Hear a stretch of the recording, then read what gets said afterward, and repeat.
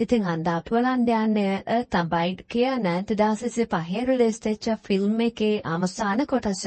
පේනවා පුතේ විනාශය දැන් සිද්ධ වෙලා අවුරුදු 14ක් වෙලා ලෝකයේ සෑම කෙනාම වගේ මියගිරලා හිටියත් වෛරසයේ දෙමියුන් ජීවිතේ බේරගත් එකම එක කන්නෑමක් විතර තාමත් විශාල පවුලක් ඉදිරියකට ජීවත් වෙනවා.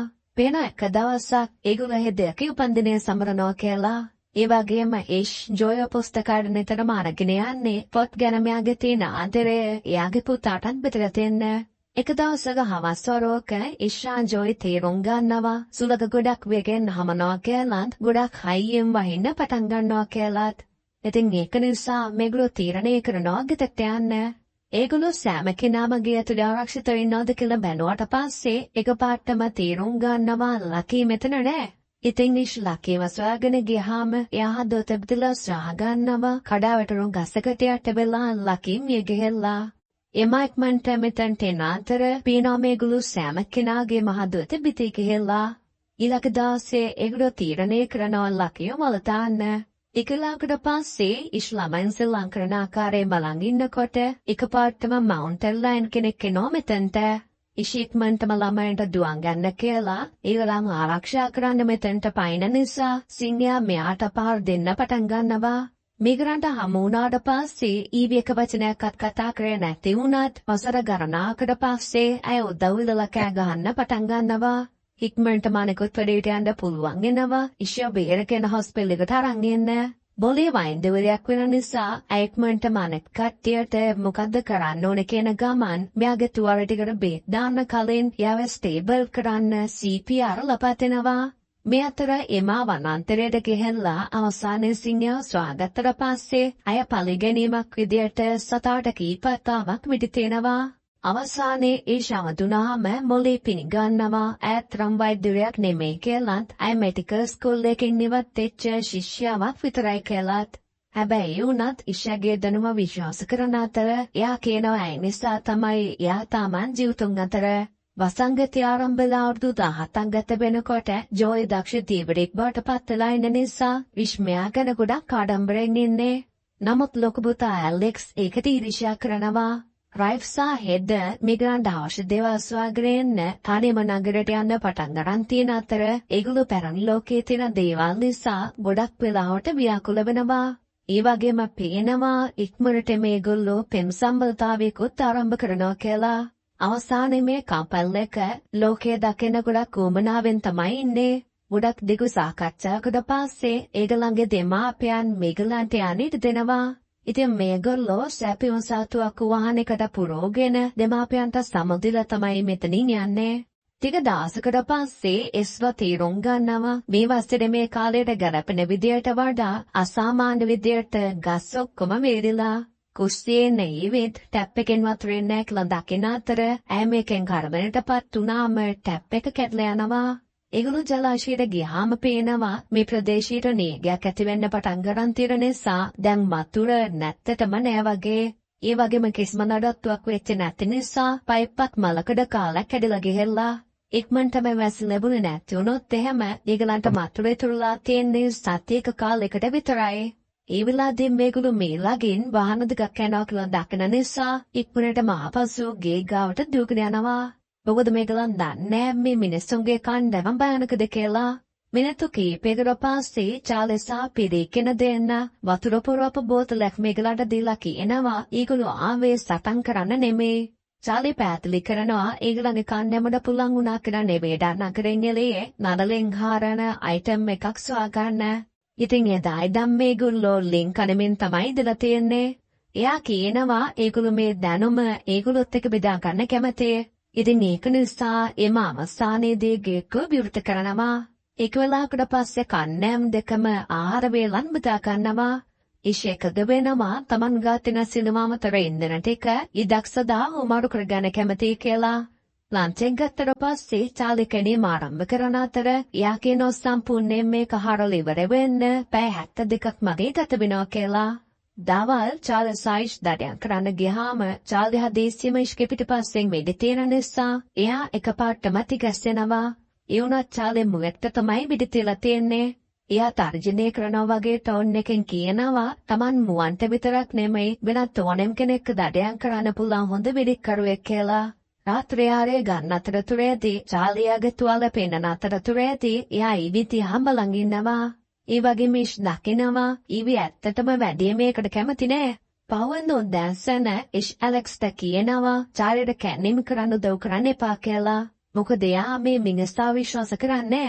ඒ වුණත් ඇලෙක්ස් හිතන්නේ එයාගේ තාත්තා බොරු හිතන්නේ කියලාත් චාලිගේ හිම වැරද්දක් නෑ කියලාත්. ඉෂ් තමන් මේ සිතන දේ එමත් එක බෙදා ගන්න උත්සාහ කරත් ඇත්තටම මෙයා කියන දේ විශ්වාස කරන්නේ. ටික වෙලාවකට පස්සේ චාරියට පුළුවන් වෙනවා පොළොවේ තියෙන පාෂාණ තට්ටුවක් බිඳ දාන්න. ඉතින් ඊට පස්සේ එයා ජලයේ සොයන එක දිගටම කරගෙන යනවා. ඉෂ් මේක දිහා ගොඩක් විමසිල්ලෙන් බලන් ඉන්නකොට දකිනවා එයාගේ පවුලේ සහ චාලිගේ කණ්ඩායමේ සෑම දෙනාම එකට ගායනා කරමින් තමයි වැඩ කරන්නේ. ඉතින් ඉෂ් තමන්ගේ හිත පිරිසුදු කරගන්න වනාන්තරයට ඇවිදගෙන ගියත් අවසානයේ එයා වනාන්තරයේ අතරමං වෙනවා. එදා සවස්ස චාලි ජීන් එකේ ළඟ සිගරට් බෙදාගත්තත් ඇය මෙයා දෙන මත්පැන් පානය කරන්නේ නෑ. චාලි අයට බල කරන්න උත්සාහ කරත් ජෝර්ජ් ගෙදරින් එළියට එන නිසා එයා තීරණය කරනවා මෙතනින් පිටත් වෙලා යන්න. මේ අතරේ මා ඇගේ හස්බන්ඩ් ගැන කනස්සල්ටපත් වෙලා ඉන්නේ. ඉතින් ඊට පස්සේ ඇය මෙයා උස්සන්න යන්න සූදානම් වෙන්න පටන් ගත්තත් ඒ දැඩි මමස්සානේ ඊෂා පසු කිතරෙනවා. පසනක්කත් කියන්නතු අතුරුදාන් වෙච්ච ගැන මෙයාට බැනවදින අතර ඉෂ් පිළිගන්නවා මේගලන්ට වතුර හම්බුනොත් එහෙම ඒගලන්ට ඊළඟට මොකද්ද වෙන්නේ කියලා එයා කනස්සල්ටපත් වෙලා ඉන්නේ කියලා. ඊළඟ දවසේ නළලින් මැෂින් එක අවසානයේ ප්‍රමාණවත් ගැඹුරට ගියාට පස්සේ පොළොව තුරෙන් වතුර එන්න පටන් ගන්නවා. හැමෝම මේක සමරන අතරතුරේදී ඉෂ් කියනවා චාලියට ඉන්ධන අරගෙන යන්න කියලා. ඒ වුණත් චාලි කියන්නේ එයා හිතුවට වඩා මේගොල්ලෝ ඉන්න තරට කැමතියි. ඉදාරින් දිර සමිකරාට පස්සේ ඒගොල්ලෝ මේක සමරන්න පාටියක් දැම්මත් ඉෂ් තාමත් තවුලෙන් ඉන්නේ. එමා පෙරේගෙන් ඇගේ කණ්ඩායමේ ළඟට යන්න කොයිද කියලා අහනකොට පෙරී කියනවා ඇයි ඒක දන්නේ නෑ. මොකද චාලි මෙහෙ ඉන්න ඇත්තටම ගොඩක් කැමතියි. එදා රෑ 12ට විතර ඉෂ්ට කෑගසන කාන්තාවක කිහඩක් ඇහෙන අතර එයා දකිනවා චාලි ඊවිගේ කාමරෙන් එළියට එනවා කියලා. ඒ වගේම මෙයාගේ යාළුවා සීලස් ඔත්තු බලන් ඉන්නවා කාමරෙන් එළියේ. චාලි ඉෂ් කියන දේ ගණන් ගන්න නැතුව තමයි එයාගේ ආරවයකට ආපසු යන්නේ. ආරවයකේ පෙරියාගෙන කොපෙන් ඉන්නේ. එළද මිෂාව කාමරයට එන අතර එයා දකිනවා ඊවි මේකේ අඳනවා කියලා. මොකද චාලි ඇගේ නාල්තු ප්‍රෝජන අරගෙන ඉෂ්ගේ පවුල කට්ටිය එකට එකතු වෙලා චාලියට කරන්නේ මොකද්ද කියලා සාකච්ඡා කරනවා. මේගලන්ට විශ්වාසයි ඒගොල්ලෝ මේගලන්ගේ යවුවත් එයා ආපසු එන එක නවත්තන්න බෑ. ඒක නිසා එයාට මෙයා මරනවා හැරෙන්න වෙනත් කල්පයක් නෑ. සමහර අය මේක හරි දෙය කියලා හිතුවත් අනෙක් අය තන්නේ ඒක මිනිමරුමක් කියලා. ඉතින් ඒගොල්ලෝ ඡන්දයක් තියන්න තීරණය කරනකොට ජෝර්ජ් හැරෙන්න අනෙක් සීලොම දෙනාම එයාව ඝාතනය කරන්න කැමැත්ත පළ කරනවා. මෝරෙන් දිගින් දිගටම අවධාරණය කරන්න නිසා ජෝර්ජ් තමසානයාගේ ඡන්දය වෙනස් කරනවා. ඊට පස්සේ චාලිව ස්වාගෙන ගිහිල්ලා එයාට මෙතනින් යන්න කියලා කිව්වා. චාලි මෙයා කියන එක පිළිගන්නේ නෑ. ඉතින් පවුලේ මෙයා වට කරගත්ත ගමන් ඉෂ් චාලිගේ ඔළුවට මිටියකින් පාර දෙනවා.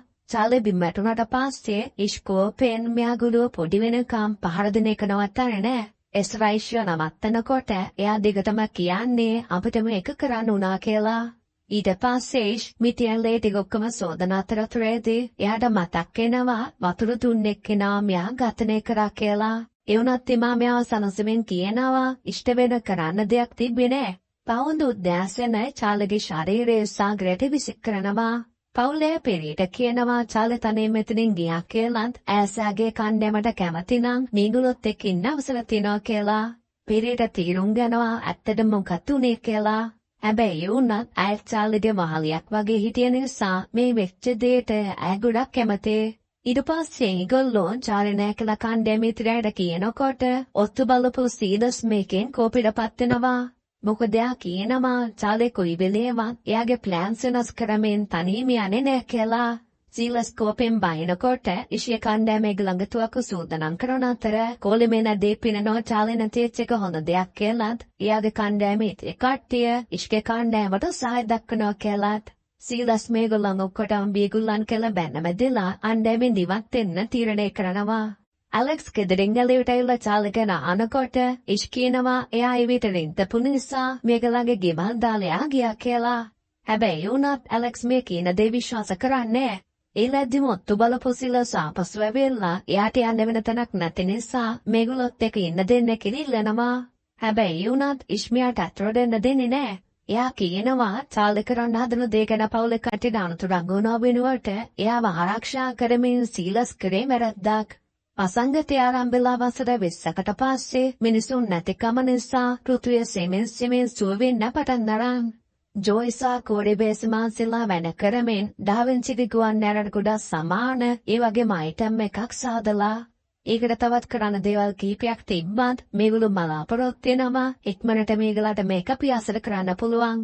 ඇලෙක්ස් සරන්න අනෙක් සිනුම දිනාම මේක ගැන උද්‍යෝගෙන් ඉන්නේ. මොකද ඇලෙක්ස් තාමත් එයාගේ මලට ඉරිෂා කරන නිසා. සවස් වෙනකොට ජොයි කීනවයාට සනීප නෑ කියලා. ඉතින් ඉස්මියාවිනුන් කැම ටිකක් ඇදුවත් මන්දිම රාත්‍රියේ ජොයිගේ ශරීරයේ දාඩියෙන් වැස්සේදී හැල්ලා එයා තමන්ගේ දෙමාපියන්ගේ කාමරේ සීසුම් ගෙනවා. ඉස්මෝලිව සොයාගෙන ගියත් එයා දකිනවා කෝඩසා මේගලන් කණ්ඩෑමේ අනෙක් ළමයිනොත් ඇත්තටම ගොඩක් අසනීපෙන් ඉන්නේ. මූලේ කියනවා මේක ඇත්තටම සාමාන්‍ය සම්ප්‍රදිශාවක් ඉන්න බෑ කියලාත් ඒක අර මුල් වරසේද සම්බන්ධ වෙන්න ඕනේ කියලාත්. ඉස්මොකද්ද කරන්න ඕනේ කියලා සමග වාද කරන්න පටන් ගත්තාත් පෙරිමෙතෙන්ට ඇවිල්ලා ඇයටත් අසනීපයි කියලා ඒගලගේ කතාවට බාධා කරනවා. ඉක්මනටම කණ්ඩෑමේ සෑම දිනාම මොළේ රෝගී කට්ටිය රැකබලා ගන්න උදව් කරනවා. තාමත් වෙනදේ ප්‍රතික්ෂේප කරමින් ඉස්කුරක් ආදරෙන් ජොයිව රැකබලා ගන්න අතර එයා තමන් මරා දෙමු චාලිව ගෙදර වටේ දකින්න පටන් ගන්නවා. පේන ඇත්තම ඉෂ්තමගේ කාලේ වැඩි කාලයක් ජොයි ගාව වාඩිලා ඉන්නවා කියලාත් මේකෙන් ඇලෙක්ස් කෝපිටපත් වෙනවා කියලාත් මොකද එයා දන්නවා තමන් නම් අසනීප වුණේ එයාගේ තාත්තා කවදාවත් එයා ගැන මෙච්චර හොල බලන්නේ නෑ කියලා. ටික දවසකට පස්සේ ලෝකේ බලන්න ගෙදරින් ගියපු හෙද නැවතත් එනවා ගෙදරට. හැබැයි උනත් රයිෆ් මිය ගියපු නිසා ඇය තනියම තමයි ඇවිල්ලා තියෙන්නේ. ඇගේ දෙමාපියන් ගොඩක් වෙහෙසටපත් වෙලා ඉන්නවා කියලා තේරුම් ගත්තට පස්සේ ඇය තීරණය කරනවා ඒගොල්ලන්ට පොඩ්ඩක් රෙස්ට් කරන්න, ජොයිව බලා ගන්න වැඩේ බාර ගන්න. කෙසේ වෙතත් දින කියා ගත වුණා ජොයි සුවය ලබන්නේ නෑ. ඉතින් ඉෂ් විශ්වාස කරනවා චාල්දිව මරා දැමීම නිසා දෙවියන් විසින් යාට දඩුවම් කරනවා කියලා.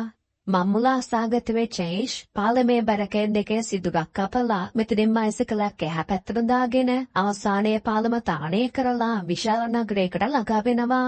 ඇත්තටම මේක ශාක වලින් බැහැලා තියෙන්නේ. පාලමෙන් එහා පැත්ත නගරයට ළඟා වුණාම එයා දකිනවා ඒක ගස් වලින් වැවිලා තියෙන කියලා.